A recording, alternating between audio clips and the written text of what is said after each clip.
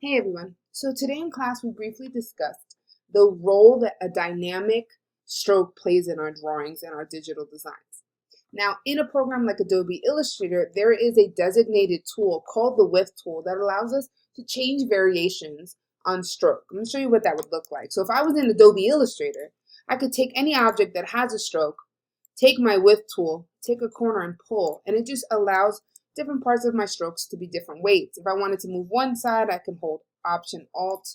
And you can see how you can end up with very interesting and dynamic drawings. And the more dynamic your stroke, the more depth, right, movement, strength your drawings will have. But since Gravit doesn't have this tool for us, we found a workaround, a way to do this anyway. So this is how we're going to work with it today in Gravit. You're going to see that you all have the same check for understanding. And that's to choose one of these three themes and practice this technique of creating a dynamic stroke.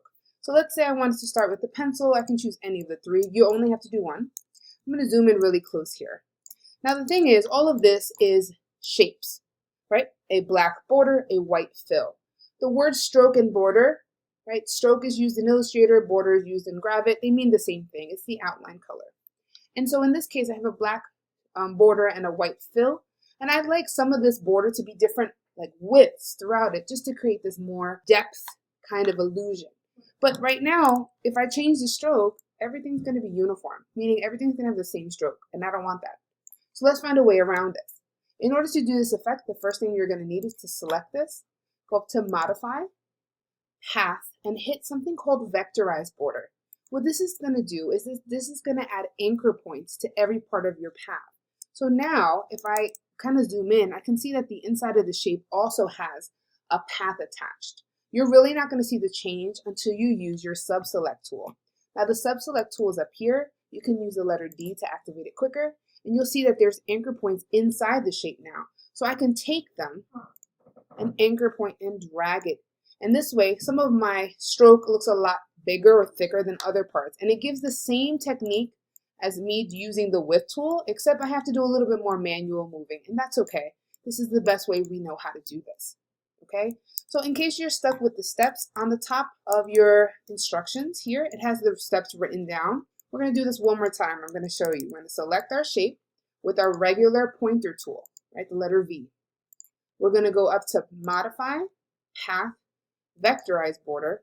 Then we're gonna swap to our sub-select tool, or the letter D. We're going to move some of these handles just so that not everything is the same width. Now, you want it to look like intentional, right? Like some parts of this will be thicker than other parts. You have to be careful with your handles. Like right here, I don't like this little bump, so I might move anchor point over. You have a lot of flexibility with this. But basically, you want certain parts of your line to look thicker than others.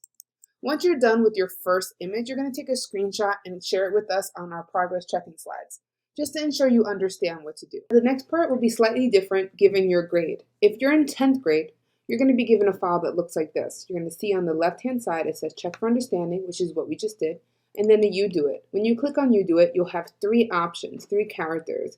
The characters are created for you already. Your task is to do this effect, right, where you go to Modify Path, Vectorize Path. You take your sub-select, you kind of pull some anchor points out, basically creating dynamic stroke that not every part of the border is the same width. And that you're going to choose a character and you're going to do the entire character. When you're done with the entire character, you're going to bring it over right here just so we can see it clean on its own. As an extension or a challenge, you can build a background for this character to be in, or you can even bring in some images from the check for understanding into the character scene, like a pencil or a light bulb above them, and really lay it out beautifully here. What we're really looking for is how well you add dynamic stroke to your character.